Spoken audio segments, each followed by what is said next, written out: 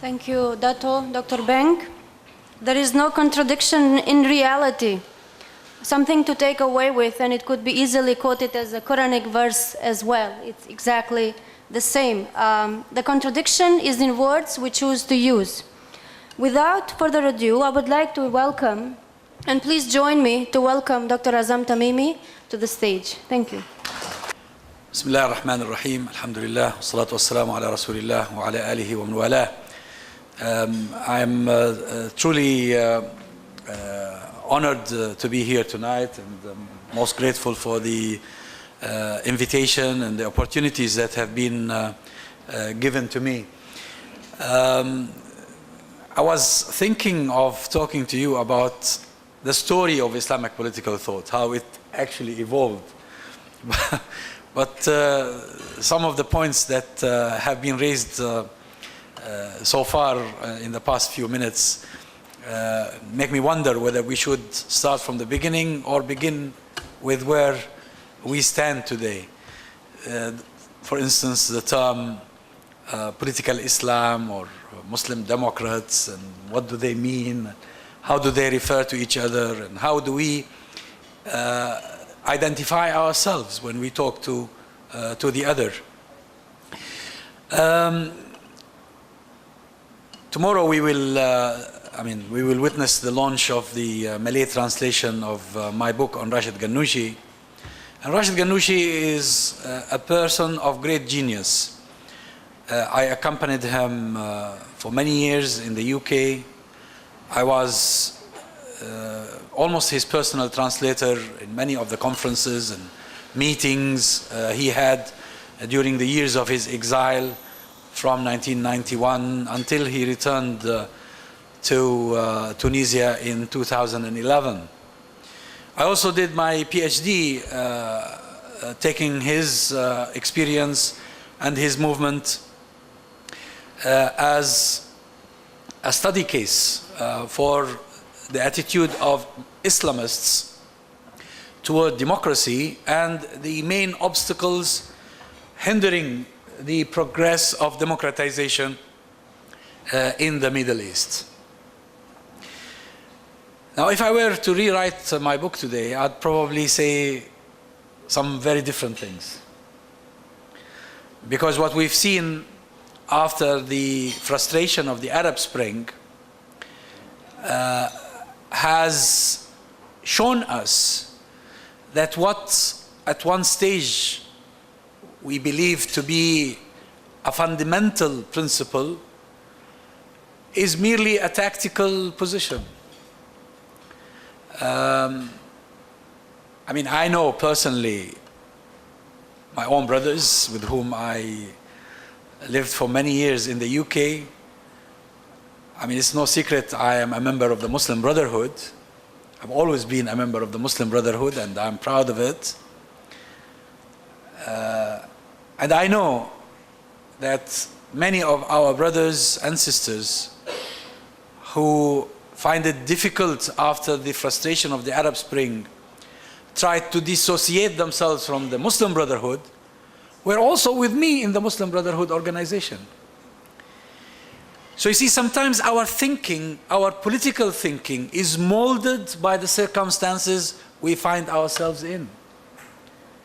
And that's why we need really to be very careful. We shouldn't rush into final conclusions, whether about movements or individuals or even cases.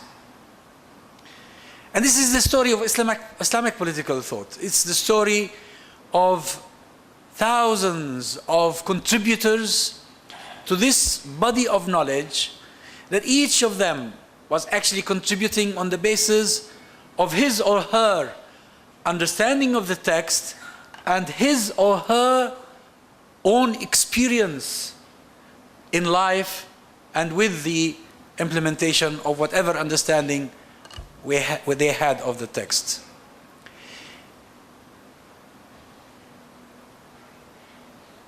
Started with the very early days of Islam, when the Prophet Muhammad sallallahu alaihi wasallam migrated from Mecca to Medina, and unlike the previous 13 years, he ended up heading a well-defined community. A community that now had a character, had geographic borders, and had an interest in first administering its own affairs and also defending its interests.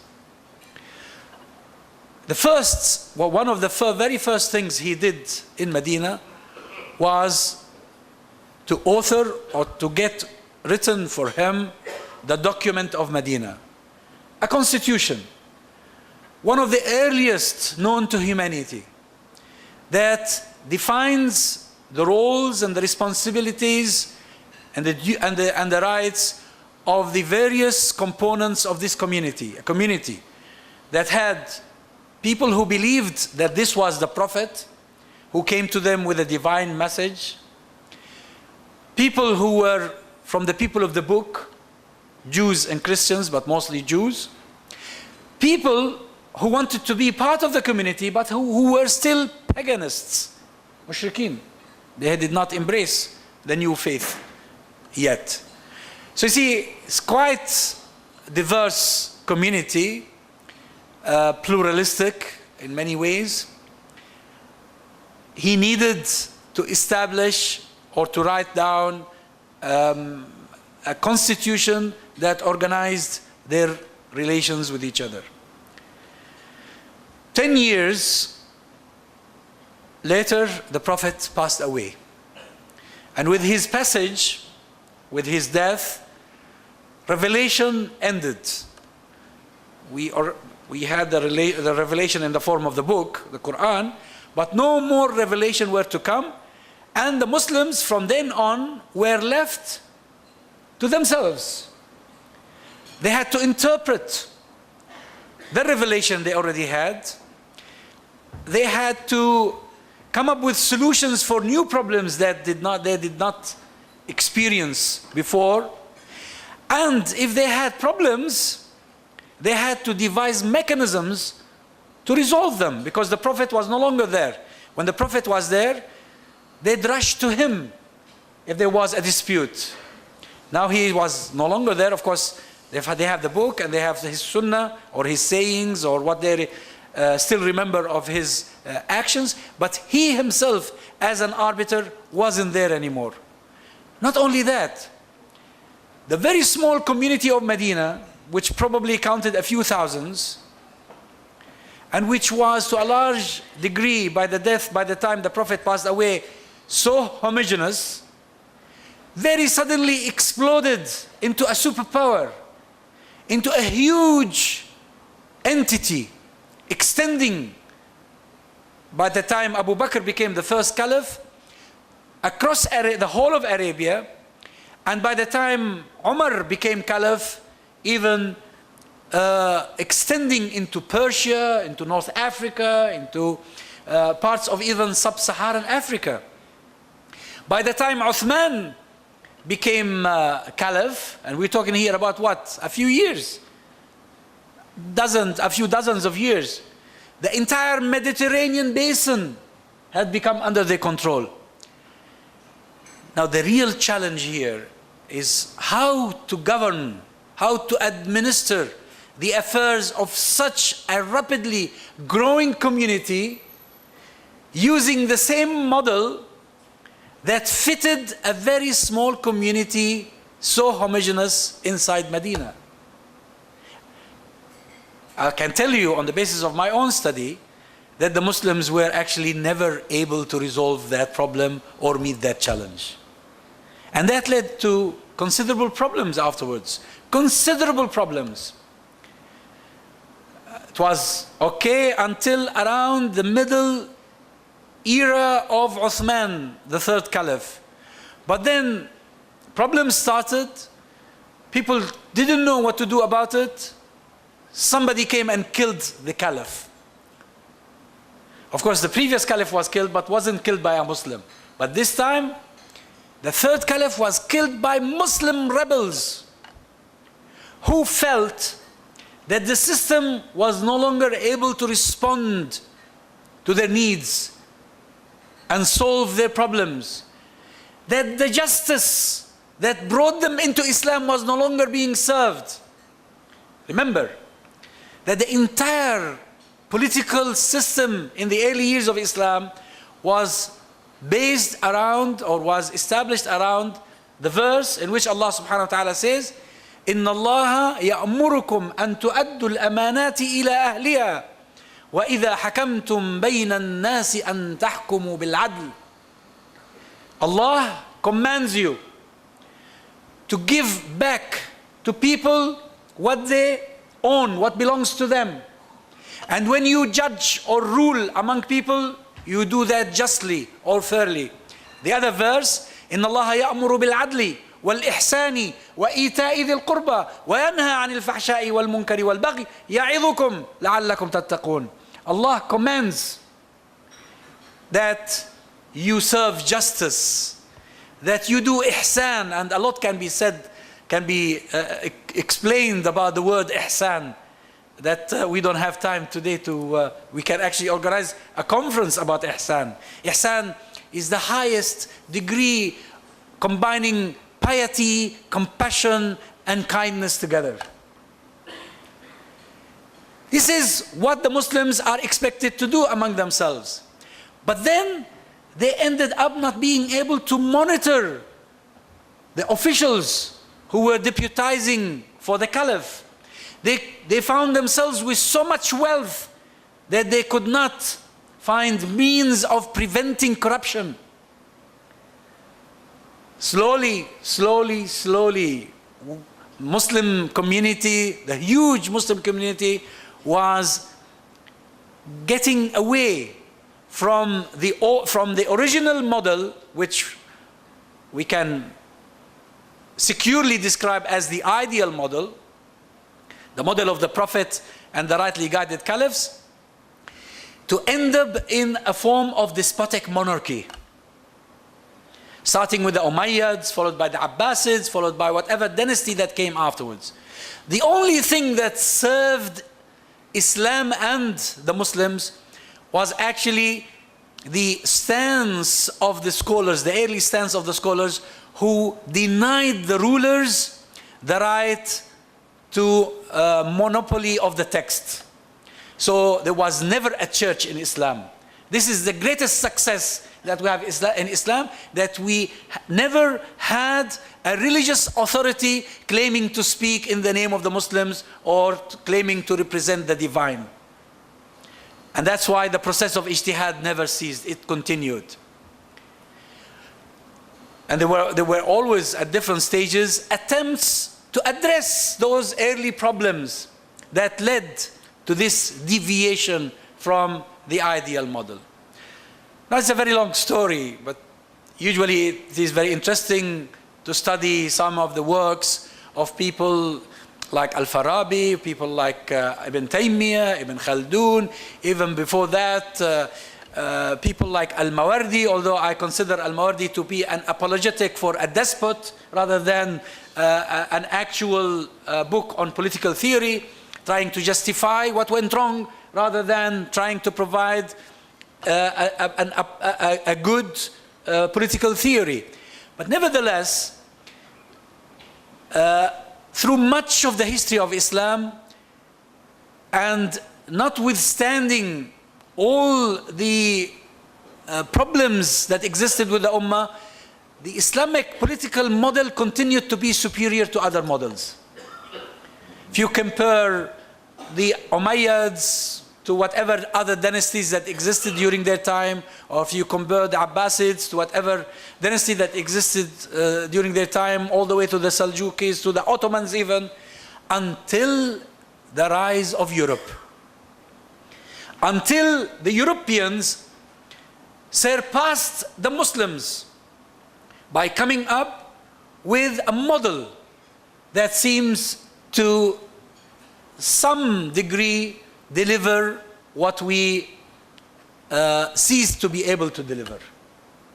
And that is the notion of justice. I'm talking here about democracy. Despite all its problems, despite all its failings and all its lackings, or what Norberto Bobbio used to say, the broken promises of democracy. Nevertheless, we are speaking in comparative terms. In comparative terms, someone like me living in London enjoys a lot more freedom and protection than living in any Muslim country today. And that's because of democracy. Democracy is an important achievement of humanity, a great achievement of humanity. Now, democracy infatuated Muslims as early as the beginnings of the 19th century. And here comes the story of Tahtawi. Tahtawi was a preacher, was an Azhari scholar who was sent by Muhammad Ali, the ruler of Egypt, to accompany a group of cadets to France. But when he went to France, he saw a completely different world. A world that he never thought he could one day see. So he wrote and he decided to study French. He became fluent in French. He studied philosophy. He studied history. He became a great philosopher and decided upon his return to Egypt to write a book to tell the Egyptians about what they were missing. Of course, Tahtawi was seeing with one eye. He didn't see that with the other eye, the French were a colonial power persecuting the Algerian people and destroying their civilization as well as the civilizations of many other nations. But that's the problem of democracy anyway. Western democracy was designed for within rather than without. And that Tahtawi wasn't so much interested in and didn't talk about. But what Tahtawi was interested in is that democracy for the French provided solutions to the many problems that the Muslims have been searching solutions for so many years. Now, from Tahtawi onwards, we had all sorts of ideas and theories by Jamaluddin al-Afghani, Muhammad Abdo, Rashid Rida. I'm talking here about the Arab region. Probably in other regions as well, there were Muslims thinking along these lines. But the position vis-à-vis democracy and ideas imported from outside kept changing depending on the mood. When Muslims suffered persecution, they tended to isolate themselves. And they tended to think of the other as being a potential danger, even an existential danger. And that's why the worst thing that can happen to any society is oppression. Because under oppression, even your innovative capabilities are reduced. You need freedom to be able to really think and search and come up with new ideas. And this is what led at one stage to theories, I call them theories because I don't accept them anyway, that Islam and democracy were incompatible. That we Muslims have our own ways, have our own system, which is again an erroneous notion actually. We had a model, we had an experience, we had a set of values, but we don't have a working contemporary model to serve justice. Because this is what Islam is about. Islam is about serving justice. And as I told you earlier, Uthman radiallahu anh was assassinated because his assassins accused him of failing to serve justice. This is the issue.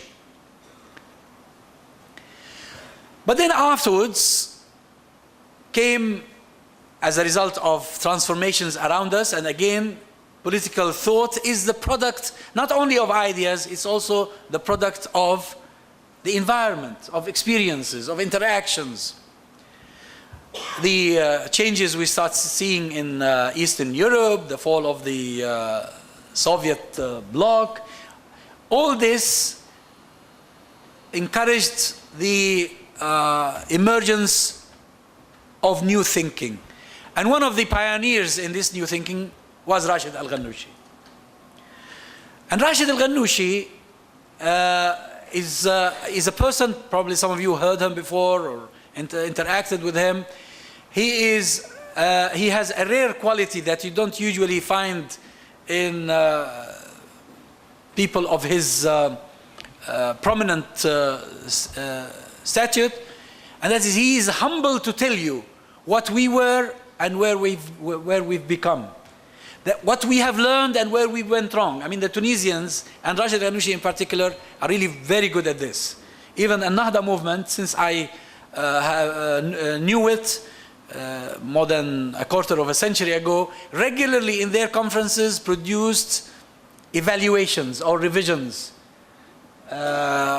or reviews of where they did well and where they did bad. And he has the quality of being able, if you put a question to him, even though he never thought about it before, to come up with some idea. This is a talent that Allah gives to certain individuals and probably not to many.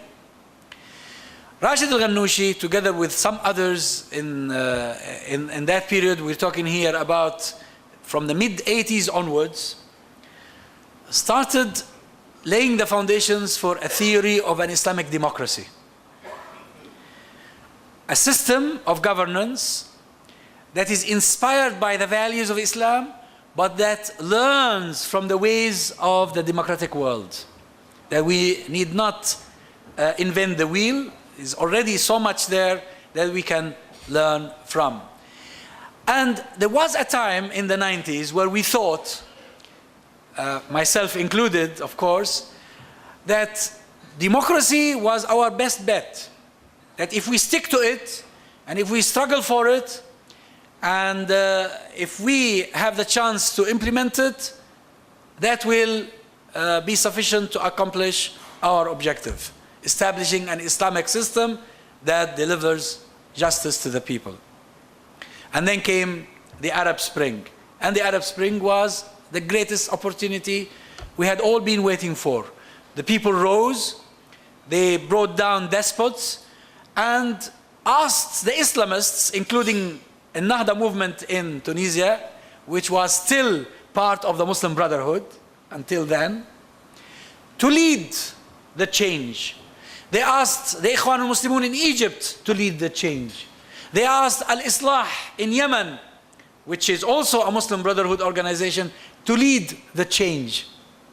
Because the Muslim Brotherhood had a history and its figures have a status in society that makes people trust them for something like this. But then what we did not probably account for or think could happen is for the entire world to come together to destroy this experience. I'm not talking here about the experience of the Islamists, I'm talking here about the revolutions themselves, the process of democratization initiated by the Arab Spring. And the reason, of course, for this is very clear. Saudi Arabia, the United Arab Emirates, and other despots in the region were horrified that if Egypt became a democracy, if Tunisia became a democracy, then Libya, Yemen, Syria, probably then others, then who can save Saudi Arabia and the rest of the Gulf countries from democratization? Their own children, their own young men and women would want the same change to happen in those countries. So they paid billions of dollars in order to see that someone like Sisi topples Mohammed Morsi, the elected president, and then the rest of the story is very well known to you. Today Egypt is in a very bad shape, 60,000 political prisoners held, many thousands killed already, the economy is in a dire condition, the whole Arab world is in a mess. Now, what is the relevance of all of this to Rashid Ghannouchi and to Islamic democracy? The relevance is that what happened to the Muslim Brotherhood in Egypt has terrified most Islamists around the world. And they started rushing one after the other to disown the Muslim Brotherhood. to claim that we belong to the intellectual school, but we are not part of the organization. Because Rashid Ghannouchi and his group in Tunisia were told, they were told bluntly by the Americans and by the Europeans and by some Arabs that if you don't desist, the same thing will happen to you as happened to Muhammad Morsi and his group in Egypt. So here you think, I want to try and save as much as I can. And the process of making concessions and compromises begins. There's nothing wrong with making concessions and compromises. If you cannot climb a mountain, the whole of the mountain, then it's okay. I mean, you climb a little bit and sit there and take a breath of air and think about what to do next. But the danger is to pretend that you are a different person. That we are no longer Islamists, but we are Muslim Democrats. What does it mean? Is a Muslim Democrat something to do with identity? I mean, is a Democrat an identity? Or is it a description of a conduct, an attitude? When you say this person is a Democrat, it means this person respects the rules of democracy, the value of democracy. But it's not an identity. I am a Muslim. My identity is a Muslim. I am Palestinian. That's part of my identity. I am Hebronite from Hebron. That's part of my identity. But a Democrat, that's an attitude. There may come a time when, for one reason or another, a staunch supporter of Democrat might become an anti-democrat, might lose faith in democracy. And we've seen examples of this. When you persecute people, when you violate them, when you deny them their basic rights, their mindset changes. Where else does terrorism come from? Terrorism is not something that people conspire in a dark room. Terrorism is a reaction to oppression. What they call terrorism is actually a reaction to oppression. Whether it is Al-Qaeda or it is ISIS or whatever, these are products of most unwholesome conditions. Mohammed bin Salman's foreign minister, Adil Al-Jubair, the other day was in Belgium giving a lecture. And he said that the Muslim Brotherhood is the father of all terrorism. Because out of the Muslim Brotherhood was born Takfir and Hijrah. Then out of Takfir and Hijrah was born Ayman al-Zawahiri. Out of Ayman al-Zawahiri was born Al-Qaeda. Out of Al-Qaeda was born ISIS. And that's why the Muslim Brotherhood is the father of all terrorism. And I say that Saudi Arabia is the father of all terrorism. Because they've been funding despots. They've been funding corrupt rulers here and there. They and the rulers of Abu Dhabi and people like Sisi who are murdering innocent people in Sinai are the producers of terrorism. Just like Tony Blair was the producer of terrorism when he and George W. Bush invaded Iraq. And we warned them before they went to Iraq. I still remember in February 2003, in our 1 million man and woman rally in London, I spoke and said, you claim you want to go and fight terrorism. This war will produce even worse terrorism. And the following day, a British newspaper had a headline making a mockery of me saying, the doctor has spoken. And actually, I have been vindicated and proven right. ISIS came out of the womb of Al-Qaeda because of Iraq. Had they not invaded Iraq, that would not have happened. And it came out of the womb of toppling democracy in Egypt, of what they did to Syria and what they are doing to Yemen today. The story is not over. They haven't seen anything yet. So long as they kill innocent people, violate their basic rights, more and more reaction will explode in their faces. No, it is a terrifying picture. But would I one day, because of this, claim that I was never a member of the Muslim Brotherhood? That would be my failure if I were to do that. No. There's nothing wrong with being a member of the Muslim Brotherhood. When Dr. Mohammed Morsi became a president in Egypt, a member of the Muslim Brotherhood leading Egypt, the entire world wanted to see Mohammed Morsi and shake his hands. Even the Israelis sent mediators through a European country to ask if Mohammed Morsi would be willing to talk to them. It is not the Muslim Brotherhood that have something wrong with them. It is corruption, it is despotism, and it is cowardice. It is fear. And that's why, in my opinion, political thinkers should not embroil themselves in political processes that are not genuine. Much of democracy in the Muslim world is fake. Don't waste your time. It's fake. I mean, we've tried in Jordan. Our Muslim Brotherhood guys tried in Jordan. We tried in Egypt before the Arab revolutions. We tried in Algeria. We tried in Tunisia. We tried everywhere. These despots want only to use democracy to make themselves look less ugly.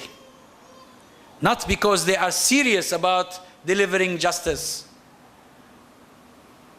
Look at the parliaments that are across the Muslim world.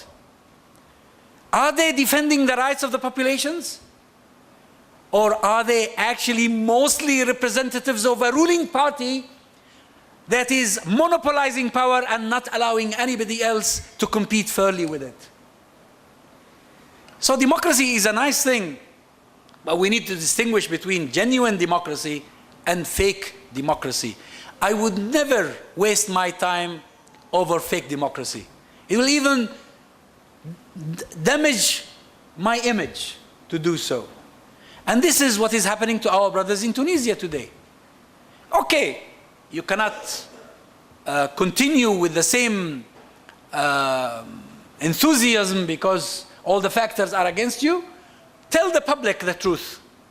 Tell them that this is what we've been told, that this is the warning that has been given to us, that this is the threat that has been issued against us. And what we believe is that we need another revolution. We need another Arab Spring. Because unless we uproot the despots, despots will not allow you to share anything with them. They want all the money. They want all the power. They want all the prestige.